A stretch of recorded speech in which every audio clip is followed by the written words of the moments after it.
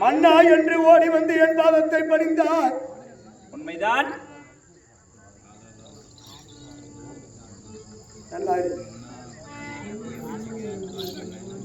இதனால் வரைக்கும் ஓடி வந்து பாதத்தை பணிந்தபடியால் தேவி லீலாவதி சுகமாக வாழ வேண்டும் என்று சொல்லக்கூடிய கணவராகப்பட்டவர் இன்று நாளையில் பார்க்கிற போது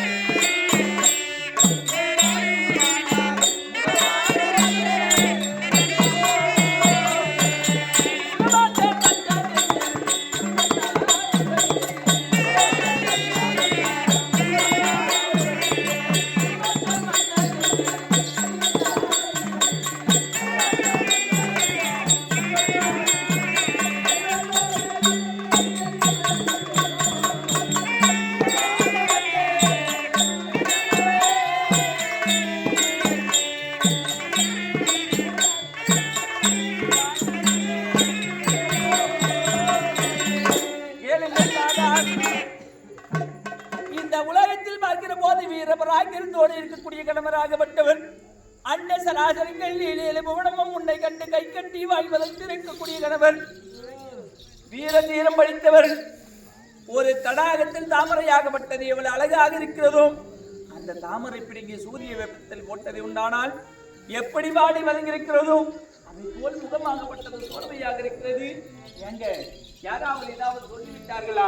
நாட்டு மக்கள் சொன்னார்களா? நான் ஏதாவது தவறு செய்து விட்டேனா? யாரும் தவறு செய்ய கிடையாது. என்ன சாமி நடந்தது? என் தம்பியை எங்கே அனுப்பினோம்? உன்னுடைய தம்பியாக விளங்கக்கூடியவர் நான் கர்ப்பஸ்திரியாக இருக்கிறேன். அதாவது பொன்மன் வேண்டும் என்று அனுப்பினோம். தேவலோகத்துக்கு சென்ற எனது தம்பி யாதவனாகிய கண்ணனால் என் தம்பி மாண்டு விட்டானடி. உன் தம்பி மாண்டு விட்டானடி. ஐயோ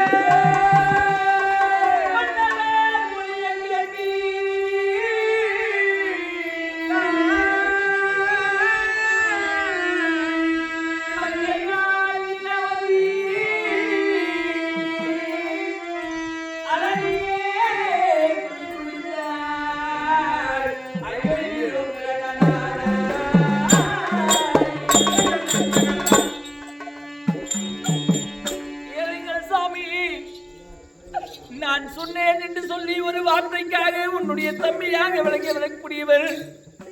உனக்கு வலது கை போல் வீரமாக இருந்தவர் சென்று இன்று நாளையிலே மடித்து விட்டார் என்று சொல்கிறாயே. லீலா, சொல்லுங்க.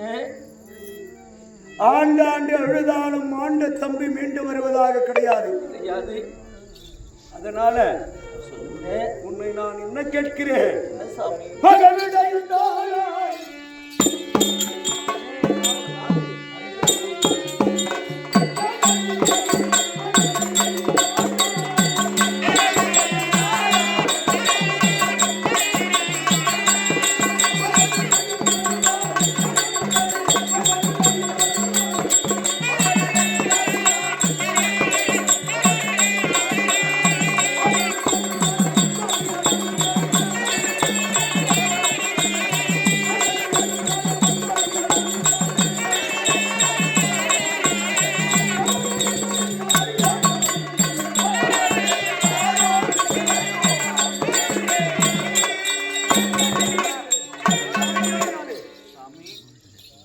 எந்த தியாகர்கள் என் தம்பியை மடித்தார்களோ அந்த தேவர்களா இல்ல அந்த நாராயணனா நானா என்று பார்க்க வேண்டும்.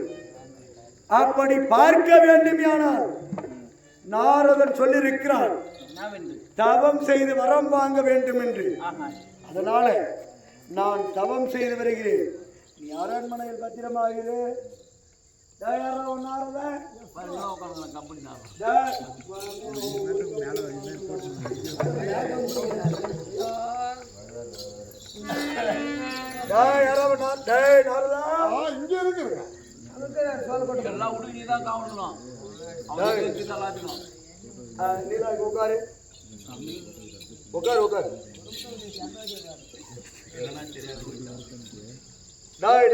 சொல்லுங்க.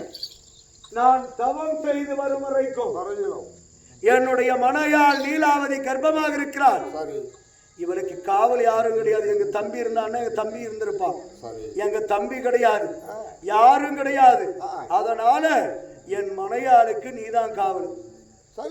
நான் போய் வர்ற வரைக்கும் நீங்க தான் இருக்கணும். இல்லைன்னு வச்சுக்கோ, என்ன பண்ணுமா கழுத்து எடுத்துருவேன்.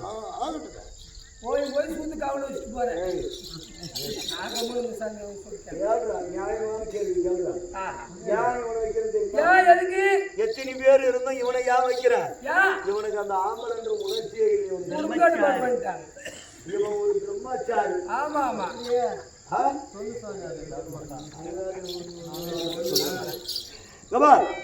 ஒன்னு ரெண்டு இல்ல, 60 பொண்டாட்டி கட்டணும்.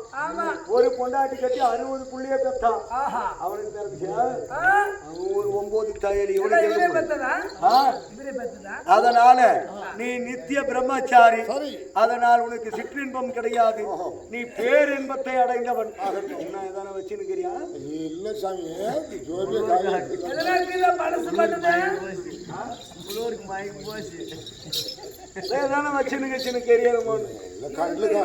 கண்ணுல கண்டா கூட எதுவும் கும்பிட்டு போயினே கருத்தோம்.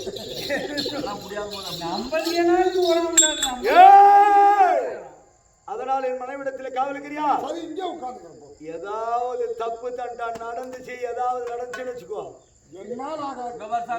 உயிர் உங்ககிட்ட இருக்காது. வீட்டுக்காரி கிட்ட அங்க போலாம், எங்க போனா பேசலாம் சொல்லக்கூடாது சாமி. அது மாப்பிள்ள தெரியும்.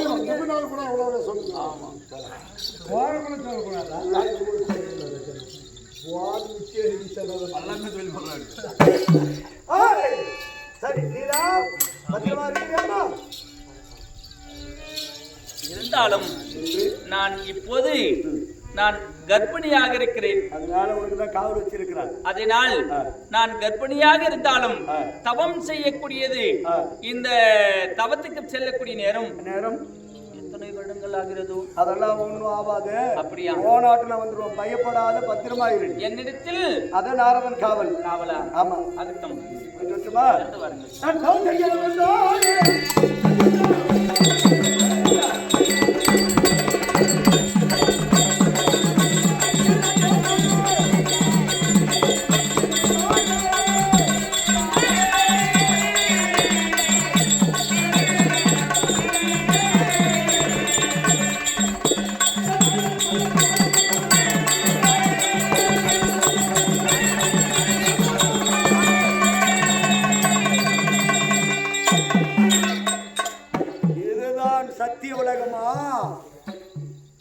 நாரதன் சொல்லியிருக்கிறார் பிரம்மதேவனை கோரி தவம் இருக்க வேண்டும் என்று.